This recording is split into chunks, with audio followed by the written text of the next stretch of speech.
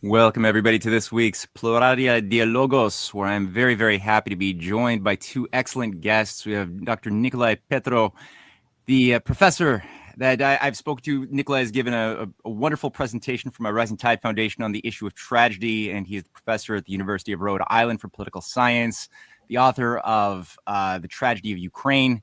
And Nicolai, you've got an incredible overview of the world, and I'm really curious to ask you some questions and getting your feedback on where you think things are moving. And of course, special guest Jim Jatras as well, State Department advisor, diplomat, and general brilliant mind. So I'm really excited just to figure some things out, and with a wonderfully coiffed beard as well. That's always very important. That's my main qualification. Well, guys, right now I don't know how you're feeling about this, but obviously I've been battling exhaustion, a little bit of the Ukraine exhaustion, just trying to, keep my mind on the cutting edge for the past, 3 years. There's a lot of the same, a lot of repetition, a lot of, sabotage. Sometimes a relatively reasonable ideas floated, and then obviously there's no honest players. And so it's sabotaged. It peters away.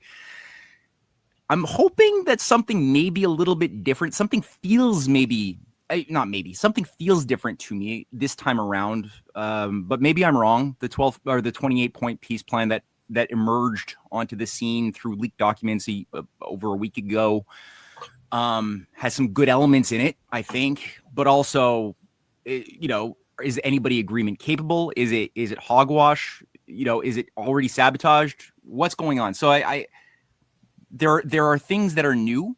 There's obviously issues of a big spotlight on Zelensky and Yermak and the broader corruption that they're a part of in Ukraine that I've not seen accommodate, or at the same time as I see an attempt to try to resolve this seemingly forever issue of the Ukraine war. So do you guys see that there's something maybe different, or is this another Minsk, wind egg? And I'm going to throw this big question at Professor Petro first. Nicolai, what are you seeing about the situation now, if you don't mind me asking? Yeah, I do think this is different because it involves a lot of internal changes, pressure, as well as external. I guess the main thing that makes it different, in my view, is that some, if not all, the players in the West have decided that they need to pressure Ukraine as well as Russia to get an accommodation. And that's very different. And of course, there's a lot of pushback on that among the pro-war party in Europe and the United States. But as long as the Trump administration can pursue a policy that engages or applies pressure, I would say, to Ukraine as well as Russia, that's always, I think, been the stumbling block. And of course, the Trump administration has to apply pressure on its European allies to stop, the word is encouraging Ukraine with unfulfillable promises, I would say. So I think it's different for that reason. I know, Jim, you've been a little bit more cynical on the issue of the honesty of those attempting to be the peace brokers from the Western side of things. What's your take now that we're already a few days into this drama? They're saying that Witkoff is going to meet up with Putin potentially in a few days, and there's things going on in Abu Dhabi. What was your take? Do you think that it's just another non-starter, or do you think there might be something to it? Yeah, I think it's Groundhog Day. I mean, we keep hearing about missed chances. Oh, they almost had an agreement in Istanbul in May 2022. I think what you said about non-agreement capable is the case, and that the Russians don't want to admit this to themselves. And I think all along, whether it was the Minsk agreement or their initial incursion or Istanbul or their proposed settlement points of June 2024 or Anchorage, they keep hoping against hope that somebody on the other side will be a reasonable interlocutor that can give them a reasonable accommodation of their minimal. We're not talking about, you keep hearing from the 28 points, oh, this was Moscow's wish list, maximalist demands. Of course, it was anything but. It was not even meeting their minimal demands. They don't seem to get it through their thick skulls that nobody in the West can offer them even their minimal demands, much less anything that will provide for a stable settlement over time. And the fact is, and this is something I wrote in December of last year, it's coming up on a year now, all the West is capable of offering them is a Minsk 3 or a 4 or 5, whatever it is, and see if Charlie Brown will take another run of that football. And I guess what I find rather frustrating about when people get hopeful about this, they simply don't look at the personnel that inhabit Western capitals. There are no George Kennans there. There's not even a Larry Eagleburger or somebody like that, or a James Baker. I mean, these are miserable human beings who are incapable of accommodating the other side because they're ideologues. The Russians are just bad. They have to be defeated. They have to be destroyed. Even if they're winning, then they get cognitive dissonance. They simply cannot admit that into their reality, and then all they can do is resort to trickery. I mean, I guess the next step is for MI6 to pull something out of their bag of dirty tricks and see what they can do next. And look, and of course, then the other pivotal figure, of course, is Donald Trump himself. Enough said. I mean, the man is unstable. He is incapable of focusing. He's ignorant. And even if it is his gut, he wanted to do the right thing, he would have no idea how to impose that on his own administration, much less that any commitments made to Moscow would be carried out over the long term. So, I think this is a systemic dysfunction that afflicts all the Western capitals. It's not capable of being fixed. And that's the dead cat that's on Moscow's doorstep that they don't want to take a look at and see it for what it is. They keep hoping that, well, if we keep applying pedagogical pressure, if, okay, we take a few more villages, or if we kill so many thousand more Ukrainian men on the front, or we knock out, more of their infrastructure, now will they see the light, wake up and smell the kvass and come and sign a deal and honor the deal? That can't happen, in my opinion. Well, let me ask you. So let me throw this at Nicolai. So we've got a much more cynical analysis here. What Jim is saying about the lack of any statecraft, that's something that does strike me, especially in the European spectrum. I mean, I don't see anything similar to a Jacques Chirac or anybody who were the old guard of the statesman that had a little bit of actual substance. Instead, I see a lot more shallow, Calas, Macron. I mean, these are weird psychological personality. I don't think that they can think through real diplomacy. But do we really need these European representatives to be a part of a resolution, or can this be done outside of the European spectrum? It seems like they always want to be a part of it. Zelensky saying he doesn't want to involve he doesn't want to be a part of any type of negotiation anyway that doesn't involve European handlers who are there, around him. Putin has also said that he doesn't think that even Zelensky, frankly, will be necessarily involved in any peace process if that day should come. But do you think that Europe is actually essential in this, or can it be done around Europe? And is there anybody on the U.S. side in your mind to do it properly? We know that there's definitely neocons and representatives from the Forever War company inside of the U.S. But do you see that there's maybe some more hopeful people on the U.S. side that could bypass Europe and just do something good without that distraction? Europe is needed for any pan-European security architecture.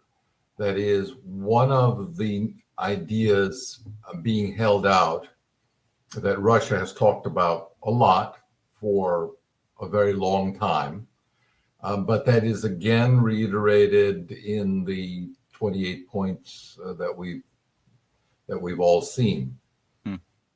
So they are essential, and at least in some of the reports that I've read, Moscow was interested in having a responsive and responsible European interlocutor. It seemed far-fetched to me that they would put their hope in Germany, the current German government at least. And I'm not sure that the alternative that was discussed in the Berliner Zeitung, which was Tony Blair, would have been much better. But some sort of engagement is needed with European leadership. But I appreciate everything that Jim has said, and I don't necessarily disagree with his logic, but I don't think that logic takes every possible twist and every opportunity into account, including opportunities that I haven't foreseen. For example, this very peace proposal, I think 2 months ago or even 6 weeks ago, who would have even had the temerity to think about it or to talk about it? And yet here we have it, and we are discussing 28 points rather than 150 points. I think that's better. Smaller is better. On the 28 points, by my reckoning, there is substantial agreement on 20. So now we're talking about 8 points on which I see 3 categories that are really, really impossible. Currently framed, there's no agreement possible. And on the other 1, 2, 3, 5, well, something could be fudged, essentially leading to pushing the can down the road. That may not result in an agreement, but again, whereas skeptics tend to say, look how much there is to go, I do like to focus on how much movement there has been, despite the lack of trust between the parties. But I'm not one to say that diplomacy requires trust. It requires detailed and deliberate negotiations that don't end on a given date. In other words, I think good diplomacy lays out a framework for continued discussion and dialogue. I'm hopeful that out of this, even if we don't get an agreement, an actual signed agreement as a result of these 28 points, it will nevertheless be a foundation for something in the future. Just as the Istanbul Accords in April of 2022 were a foundation for this. So we're inching toward some sort of settlement, but it does escape me what exactly the details of that settlement will be. But I'm happy to, I will wait until there's an actual document to look at, because all of the rest is, everything else is speculation. Yeah, that does make this a little bit difficult, that we're speaking about something that's so underdefined and so far away from any kind of legal document or something that will become a legal document. I mean, ideas are still ideas. Yeah, everything starts with ideas before, but Jim, you had said that there were the key demands, the key expectations that Russia had put on the table were not even met or addressed in the 28 points. Could you say what those are? I mean, Putin said that there's a space to work with, a scaffolding of sorts that he's not throwing in the garbage bin. But what are those key demands that Russia has that you're saying are not there? Well, I mean, aside from the idea of that they would have to vacate entirely the entirety of the 4 oblasts, as opposed to only Donetsk and Lugansk, and then they would freeze the line of contact in Kherson and Zaporozhye. And the size of the Ukrainian army, I think the other key parts of it, and this is where I think there's 2 sides to this. In fact, if you look at the outlined fake agreement that I described in December of last year, it's almost identical to this 28-point plan. If you're going to try to trick the Russians with a Minsk 3, you've got to put enough lipstick on that pig so that they're willing to kiss it. So I think, they are throwing some of the things in there that appear to address the Russians' concerns, But I think the other side of that is whatever those promises are will simply not be honored. Like, let's take something obvious, like denazification. There's language in there about, extremist parties, whatever it might be. How in the world are you going to enforce that unless there are Russian tanks in Kiev? I mean, who's going to, fine. Well, extremist parties, well, they won't be able to participate. We'll agree to that. We'll agree to the status of the church, to the Russian language and all that. And then they simply won't honor those agreements any more than they honor anything else. Once a ceasefire occurs, once the immediate military pressure on the Ukrainian state and army, which are in the process of crumbling right now, is removed, that's going to be the agreement. What you end up with is a Korea-style DMZ, where there is no peace settlement. There's simply a frozen war at that point that will be in perpetuity, which means that the rest of Ukraine will remain a NATO Banderistan, despite whatever promises they make. So I think that's the key weakness here. The other thing, of course, is back to President Trump himself, because one of the things we hear sometimes is, well, if this all falls apart, then Trump's going to take his marbles and go home. He'll just say, well, I did my best. You two boys, you decide you still want to keep fighting. I'll just walk away and I'll tell Ukraine no more intelligence sharing, no more Starlink, whatever it is. I don't think he can do that. And I think there's two reasons he can't do that. One is, I don't think he even knows how to make the apparatus of the American government do that if he ordered it. And secondly, if he did manage to do it and then Kiev collapsed, he'd have like Saigon or Kabul on his hands saying, you did this, President Trump. You betrayed our ally for your friend Putin. And I mean, remember, he's got to be the winner all the time. He can never be the loser. How could he create a circumstance which makes him the loser? I don't think he'll do that. So I think when, we're back to Groundhog Day here, this could be like Anchorage and all the previous attempts at a final settlement. When this collapses, I think Trump will make a show of washing his hands of it, but we will do anything but. We will continue to keep supplying the Ukrainians through the Europeans to the extent we can. I mean, the cupboard is bare when it comes to the weaponry we can ship, but I don't think they can walk away either. So I think this will go on, and the Russians will keep applying pressure. Oh, well, we take, will you agree to our terms now? Now will you agree to our terms? And they'll be totally frustrated when nobody will. Yeah. There's still the messaging that I'm noticing, especially in European corridors, that Russia is on the ropes, that there's no need to submit to any type of negotiation because it's only a matter of time before Russia falls. They just need to put in more money, ever more money. And I've heard, Klaas say things to this effect, Ursula, Merz. And it's just a question of money, time, and weapons before Ukraine comes out victorious. They're still pushing this. Yeah. So, Nicolai, what's your take for those who might still be confused or might be buying? I don't know if those kinds of people are necessarily watching this show, but for those who might be of that persuasion to believe in that messaging, what would you say to them? Do you think that there's anything to their position that Ukraine is actually doing well and Russia is really suffering as much as they're saying it is? Or is there a different picture you have? Well, to summarize my thinking on that, it is that Ukraine has already lost the war. Just to reiterate what I've been able to track down, based on mostly Western and Ukrainian sources, Ukraine is running out of soldiers, and including probably losses, irrecoverable losses of close to 1 million men. Michael Vlahos estimates that it has lost 3.9% of its population by early 2025. In World War I, he says France lost only 3.6%.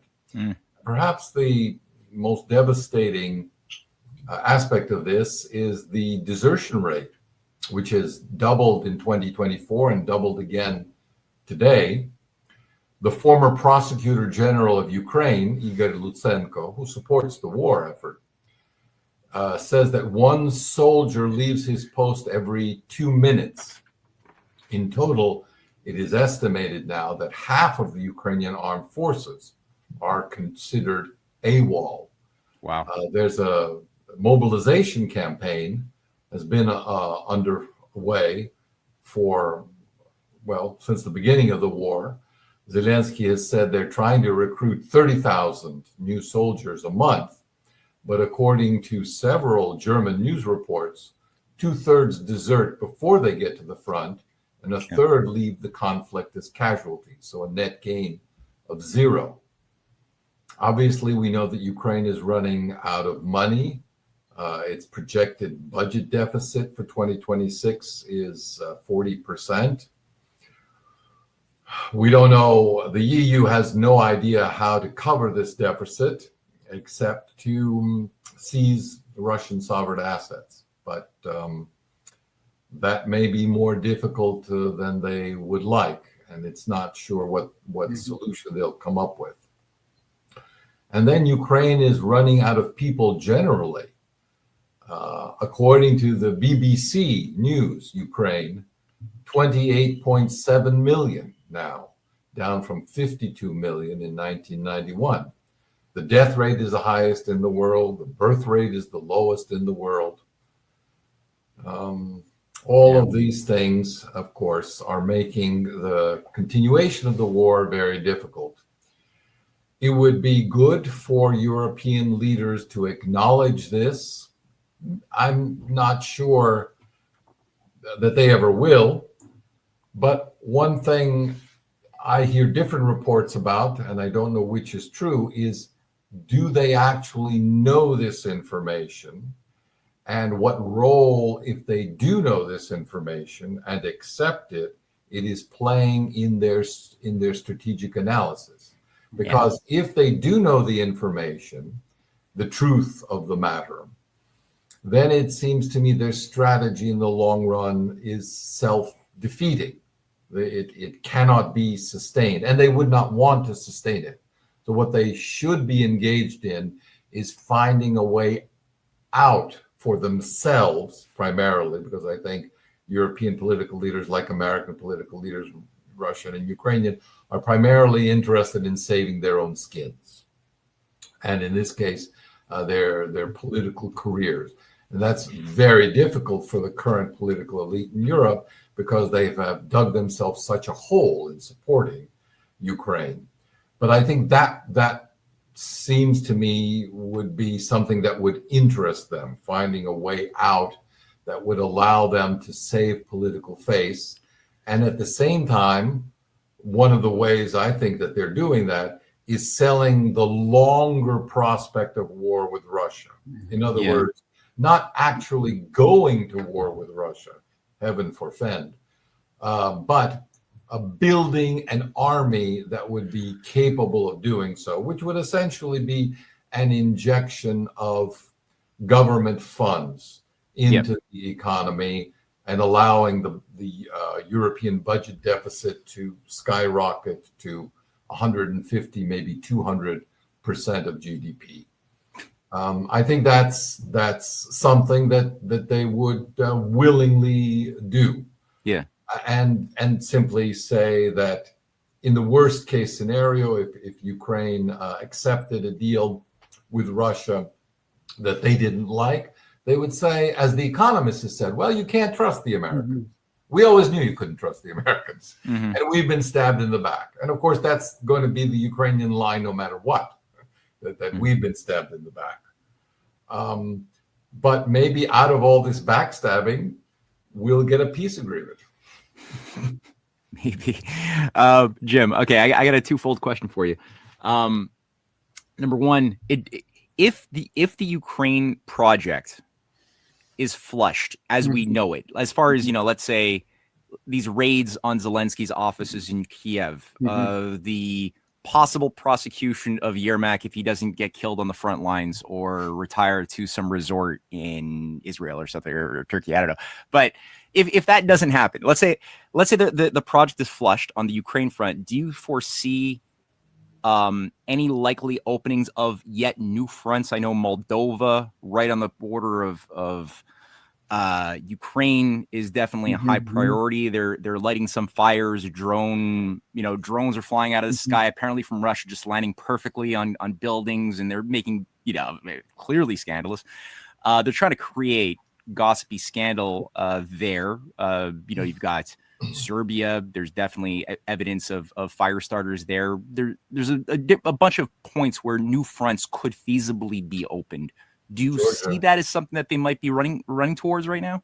Oh, absolutely. I mean, I think Nicolai addressed this when he talked about how the Europeans are openly talking about preparing for a general war between NATO, if not NATO, the European Union, which is now almost itself becoming a military organization. I've always thought of NATO as the primary security organization, and the EU as just NATO's concubine, as kind of a subordinate organization.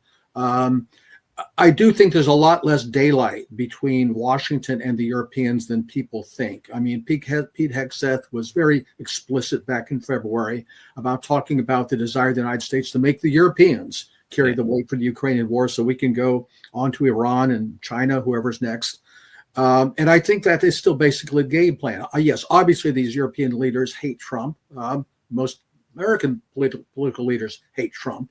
Linda Graham pretends he likes Trump, but he doesn't really. We have these interpersonal kind of squabbles, but I think the game plan is still pretty consistent between Washington and the European capitals, which is prepare for war, try to get the Russians to freeze for the time being. Again, a Minsk III agreement so that we can come back and hit them at a later point in time. And let's remember, back in December 2021, when the Russians presented those two draft treaties, it wasn't all about Ukraine. It was about the security architecture in Europe, about NATO expansion and all the rest of it. And you notice there's nothing coming from anybody in the West that is going to address those issues. We're pretending this is a war between Russia and Ukraine, even though Marco Rubio has admitted that Ukraine was our proxy for a war against Russia. So in fact, I just got back from a couple of weeks in Serbia and Montenegro with stop in Bosnia, Republika Srpska in Bosnia, and the war tensions there are very high. Of course, you got Alexander Vucic in Belgrade, who's like a Balkan League Yanukovych trying to milk two cows at the same time, pretending he's Moscow's friend, pretending he's the West's friend. Everybody hates him. They think he's a total snake. And everybody agrees, too, that if he goes, whoever replaces him will be worse. So, we have, and of course, there has been the pressure on Milorad Dodik he was under U.S. sanctions. Those were lifted. I heard some very interesting stories about how he managed to get those lifted and what kind of people were carrying the water for that. And that's a positive thing, no doubt.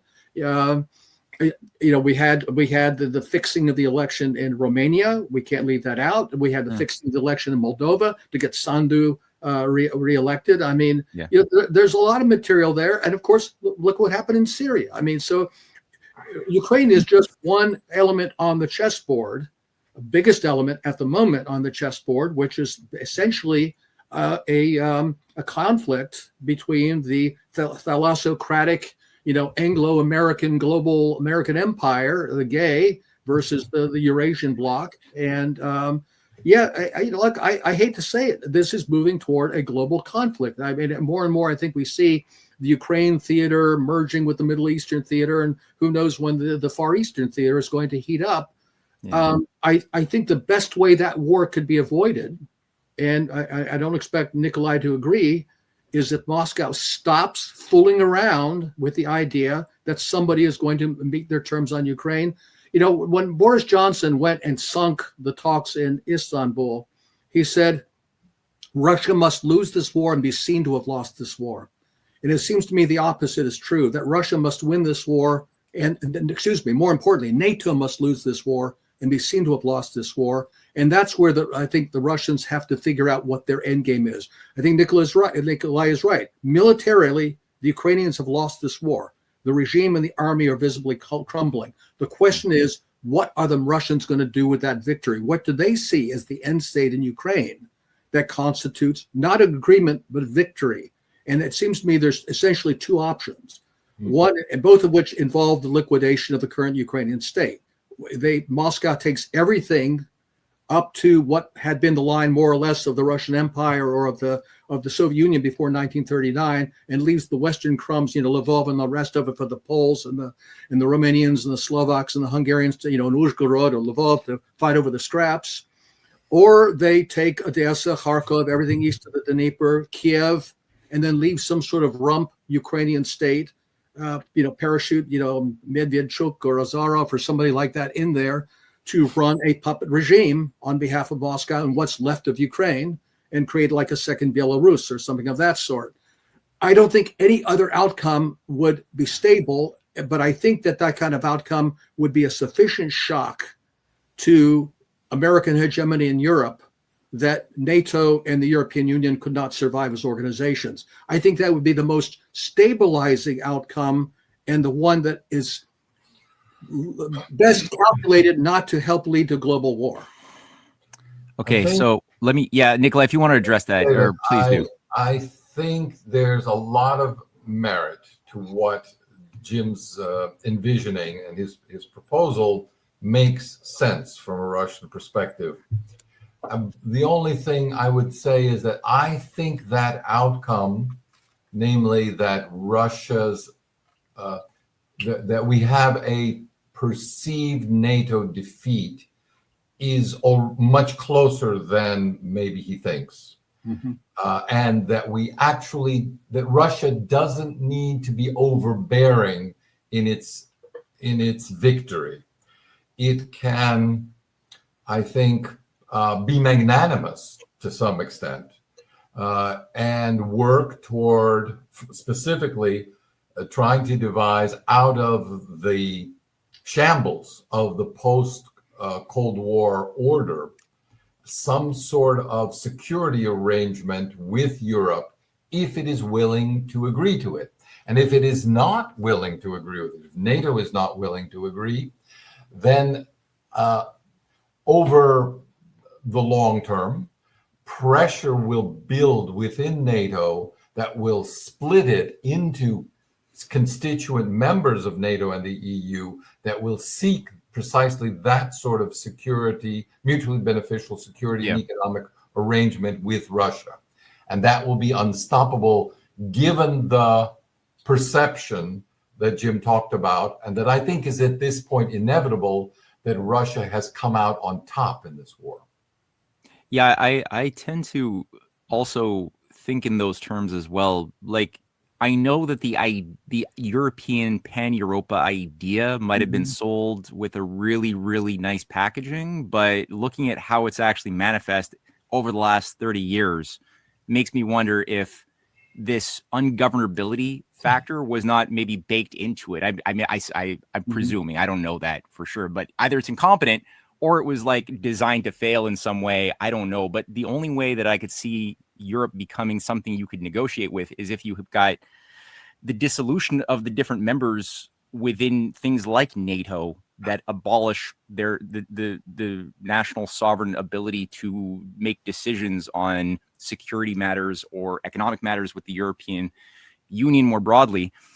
Do you guys think at this point that nationalism, because there's bad nationalism and good nationalism, right? Just like there's bad globalism and good globalism in my mind. You've got, the idea of global cooperation. That's good. Sure. The idea of global hegemony of a new Habsburg Empire imposing itself over the multitude, not so good. Nationalism, you've got a healthy idea that I have an affinity to, and then you've got obviously the kind that leads towards tribalism, expansionism that we saw come out of Germany in the 30s or 20s.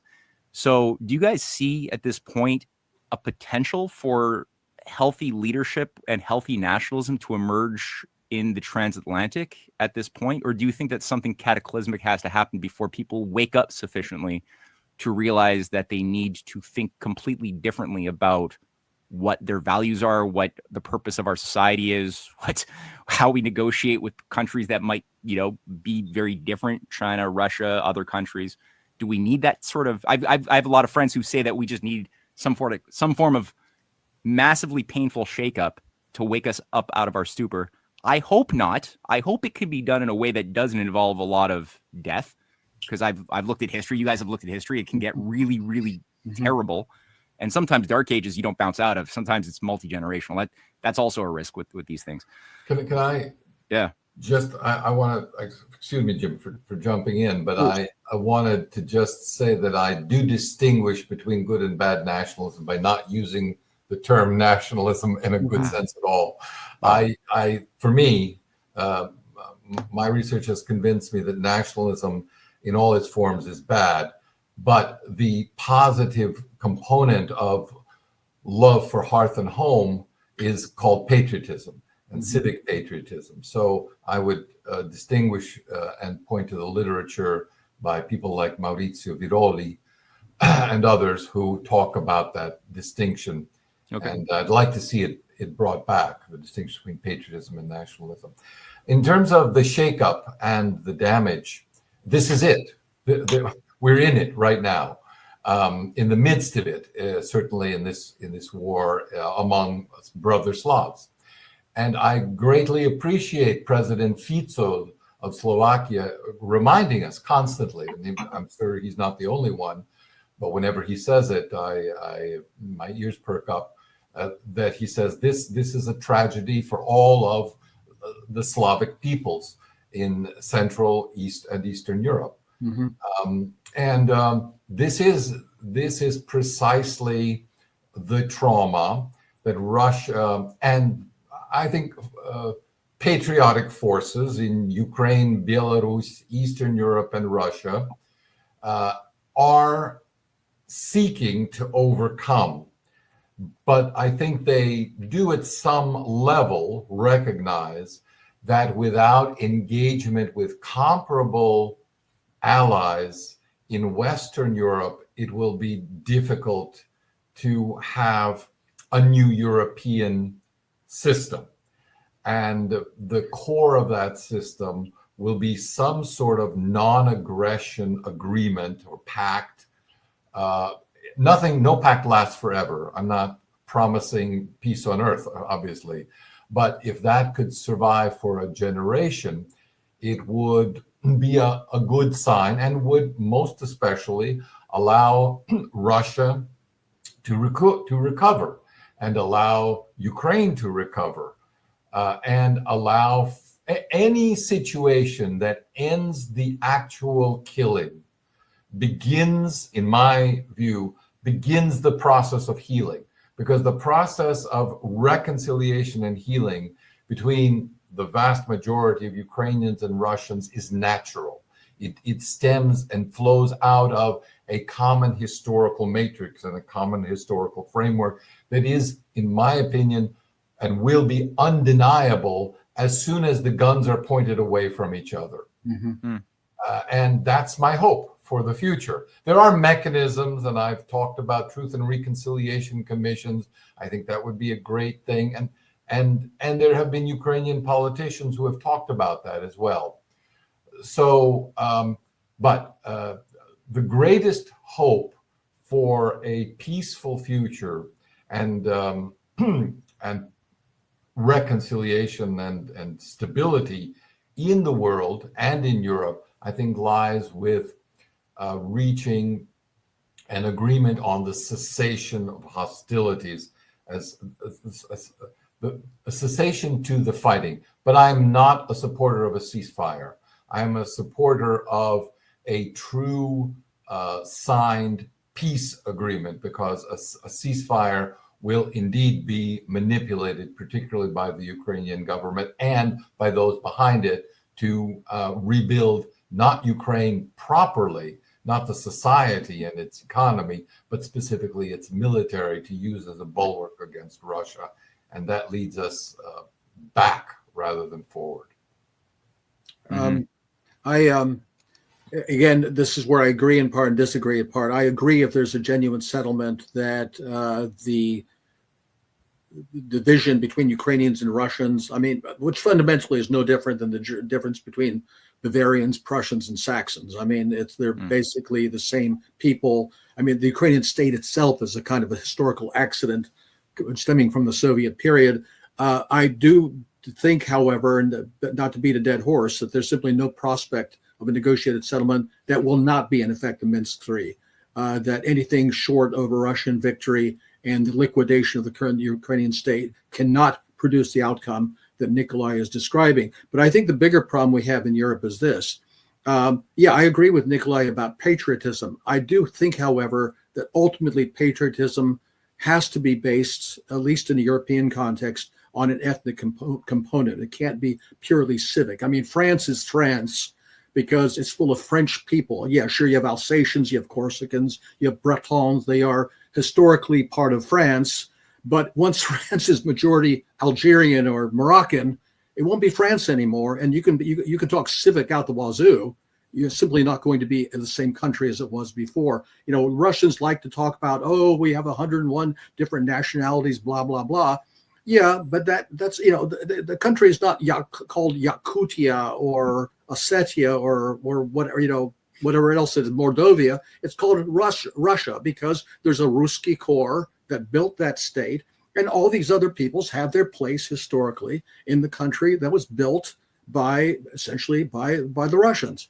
And so, you know, I don't think that having national states, which is what most countries, most nations aspire to. That's why, you know, the Poles, when Poland was ended in 1795, they wanted to have a Polish state back because they're Poles.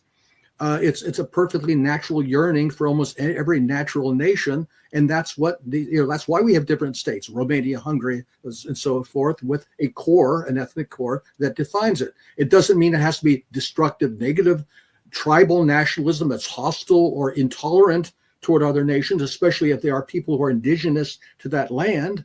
But I don't think you could just say, well, it should be civic nationalism. And I think that's part of the problem. You have leaders in Europe who hate their own cultures, their own history, their own national identity. The only, you know, they're post-European, post-Christian. The only thing they hold sacred is the rainbow flag, evidently. There's nothing else in the world that they actually owe obeisance to. And, you know, this is where we start getting into, you know, post-humanism, transhumanism, and all of the other things that are the guiding lights for all of these really horrible leaders. And that's why I don't think any kind of an arrangement of the sort that Nicolai is describing can happen while these kind of people are in power. The problem is, too, they've got the system wired. In the name of democracy, they keep out anybody that Nicolai and I would agree with are actually patriots and want what is best for their country. I mean, for example, I don't see any way in the world AfD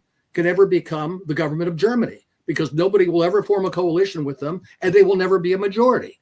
So what hope is there for a fundamental change in Germany? Not much that I could see. You could replicate that in Britain, in France, and most of these other countries. You know, you have outliers like Orban and Fico and so forth, but I think the rest of Europe, they've got it wired, that they will make sure they stay in power till the whole shebang comes crashing down. Back to Matt's question, will it take a fundamental dislocation before we can see that kind of development? Yeah, unfortunately, I think that will be necessary.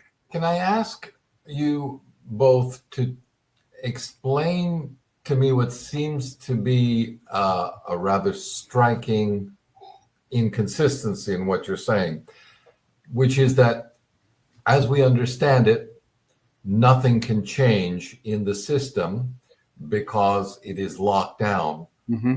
But nevertheless, we can see a dramatic crisis coming, and the connection there between how the system will specifically break down. I'm curious about your thinking about A, how will the system that is inflexible be forced to change, and B, what then will come out of it? Where will the seeds of a new system, from whence will it emerge?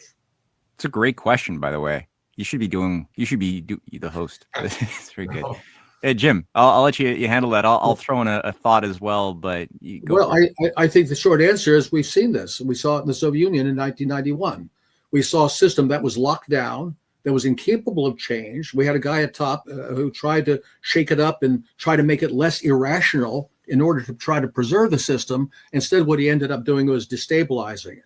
So I think that could end up happening, kind of parallel fashion in some of these European countries, where the people who think, because they don't call it the EU-SSR for nothing. I mean, people who've got it locked down in the name of democracy instead of peace, progress, and socialism, finally get to the end of their rope. They cannot hold on to power because everything's falling apart, the economy and everything else around them. Lawlessness is breaking out. Yeah, the system could then collapse. What comes after that, I don't know. Something will form itself, just as it did form in Russia and in the other post-Soviet states. But I think where I disagree, I don't disagree necessarily, but I'm saying what I don't see how that can happen according to the rules that have been set down and now are being manipulated by the people who are in charge. Wait and vote in our way out of this. By the way, I would add the United States to that. I look at Trump as kind of an American Gorbachev. I don't agree. There are a lot of people, especially early in this term, who are saying he's going to go to Xi and Putin. They're going to negotiate spheres of influence and blah, blah, blah. I don't think that ever entered his mind. I don't think he's ever heard of such a concept or would agree with it, even if he did know what it was. I think he is simply trying to make the American empire less irrational and consolidate it and preserve it, our mighty dollar and all that nonsense, and crush the BRICS and whatever it is, in the way that Gorbachev, in his own way, was trying to save the Soviet system. I think Trump is going to be a catalyst for the further breakdown of the United States in much the same way that Gorbachev was of the Soviet Union. Can I ask one quick follow-up question? Sure, yes. With respect to the transition and the inability to change, there is an alternative model on the table that is building some momentum.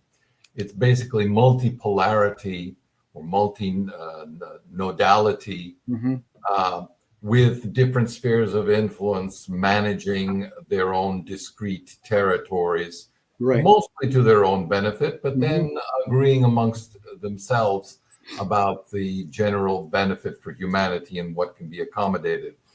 And it's based not on mythical universal values, but on a respect for the diversity of civilizations and traditions.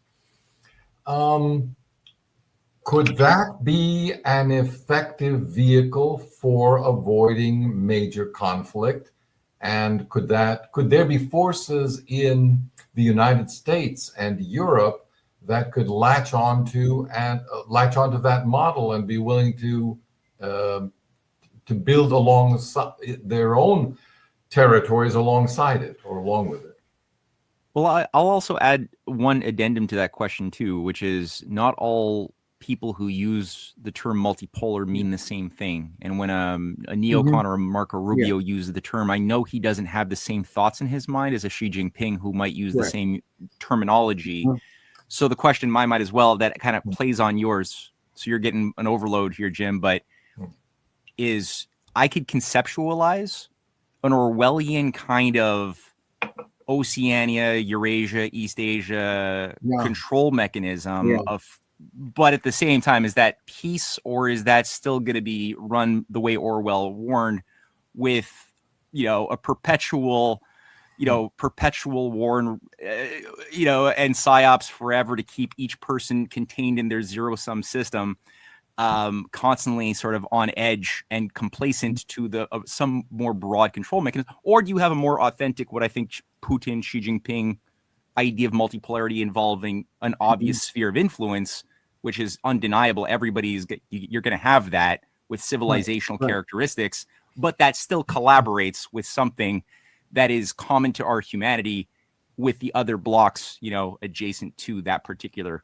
So, could it go all dystopic, or is there a way to have a healthy version of it too? Well, I think there is a way to have a health. Look, I'm fundamentally an idealist and a humanitarian. It may not come across that way because, in 1991, when the Soviet Union went belly up, I was a rather naive young fellow working at the Senate in those days. And I thought, I'm glad that's over with. The whole 20th century ideological fever is over. We can get back to a kind of a normal world that existed before 1914. I mean, we all remember the Concert of Europe that more or less kept the peace from the Congress of Vienna till the Guns of August. And, of course, we had some bad things like the Crimean War and whatnot. But nonetheless, we did not have a general European war. And I thought, fine, we can jettison all these crazy ideologies from the 20th century and go back to kind of a normal balance of power world. The United States would still be first among equals, sort of the way Britain was the primary power in the 19th century. But there were other powers whose interests were respected and respected one another. And we could do something like that. I think that's the kind of thing we're trying to describe here. And it didn't occur to me at that time that, oh, wait a minute. No, the 20th century ideologies aren't over. Now the third ideology, instead of peace, progress, and socialism, we're going to have democracy, human rights, and corporate power being imposed on the whole planet with the United States as kind of a new Soviet Union. And that's what happened. And that's what has brought us to this juncture, it seems to me, the desire of the ruling authorities in Washington with our satraps in Europe and our friends in London, let's not forget them, to impose this vision on all mankind, which is just as Manichaean and just as ideological as communism is. People badmouth spheres of influence. They say, oh, well, that means strong countries are going to kick weak countries around. No, spheres of influence are about exclusion. Basically, Monroe Doctrine saying to Europe, look, we're not going to necessarily kick all the countries in the Western Hemisphere around, but you stay out. It's not your concern. I mean, that's why there's a Wakhan corridor in Afghanistan, because British and Russian diplomats wanted to separate their two countries. That's why Siam was left neutral between French Indochina and British Burma, so that they would not have a point of clashing. It's perfectly reasonable for great powers to say, fine, that's not mine. Whatever you do there, good or bad, it's not my problem. Same thing on my side of the line. Whatever I do here is not your problem.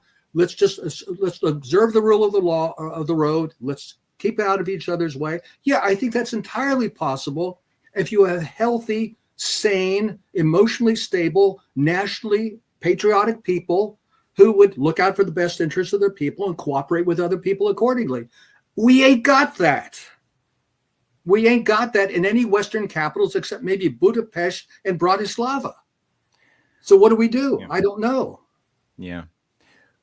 Well, it does seem to me like we need some form of, and that's what I don't see much of, but for me, what would make a culture viable is if you have it's not so much for me the ethnic aspect of things. It's really the culture. Like if you have a McDonald's culture of rainbow flags and wokeism as your cultural sort of determinant of values, you're not going to have anything really sustainable to generate individuals who can be of substance and be of use to society either on any level, versus like a society that's immersed in an appreciation of their past, of Pushkin, of Shakespeare. If you have something that is more rigorous and of a higher beauty, then you can have a culture that I think could sustain itself in a more viable way. And I agree.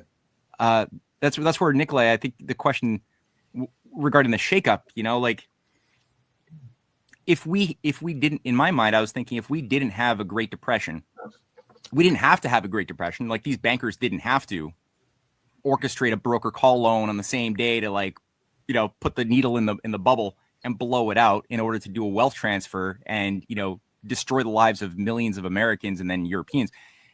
If we didn't have it, though, would we have been cured of the decadence of the Roaring '20s and the years so-called before? I don't know. I feel like somehow I'm not sure humanity can be cured of decadence. Well, to be owned by decadence is the question, right? I guess we're always going to have it, but you always seem to come back to this sinful behavior, which probably lies at the root of the aspiration for power and dominance. You mean like original sin and stuff like that? Yeah. Wow. Well, but you're not going to convince me that nations are better than Christendom.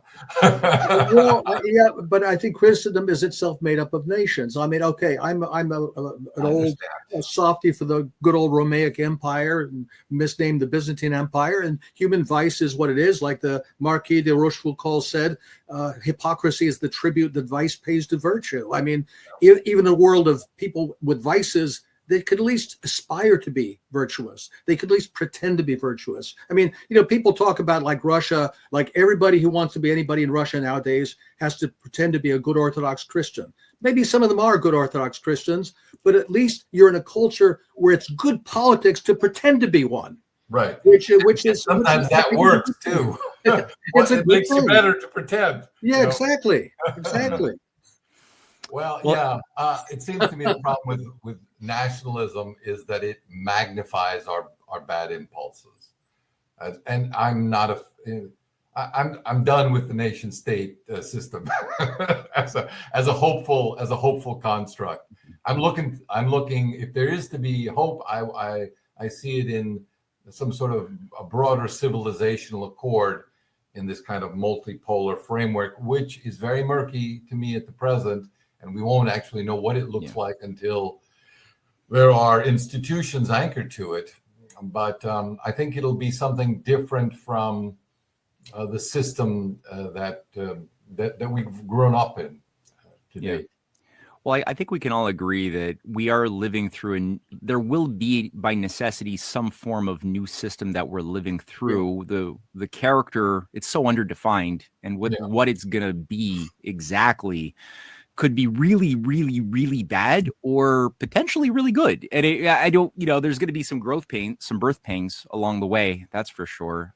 But before we round out, I guess just to step back to the global picture a little bit, we brought up hotspots. What do you guys think? I'll start with Nicolai here. What's the bigger danger? Are a war with China regarding Taiwan? I know Japan, the Japanese prime minister, put her foot in her mouth saying that Japan's going to be willing to back up Taiwan if they're invaded by China. Of course, there was then this very interesting meeting or on the phone with Xi Jinping and Trump where Trump said, hey, I'll talk to her. Relax. Don't worry about it. But still, you got 150,000 U.S. troops surrounding China, and that's a bad idea waiting to happen. And then you've got also Venezuela. And, there's been the last weeks, months of just momentum building up, it seems, for this, what seems to be an imminent invasion, a regime change of Maduro. But then at the same time, got Maduro calling up Trump and having this phone call, apparently, what is it, yesterday or this morning, where they're acting like it's not that big of an issue, even though he's got a $50 million bounty on his head and there's, U.S. military encircling Venezuela and a lot of oil under the ground. So do you guys see that, or Nicolai, do you think that which one do you think is a greater danger? Do you think they're both equally at risk, or do you think that there's broader negotiations underway to potentially come out of this with a, no war? With respect to Venezuela, I don't know, because there's so much behind the scenes dealing there, and we don't know what sort of arrangement the leadership in Venezuela might come to with the leaders in Washington.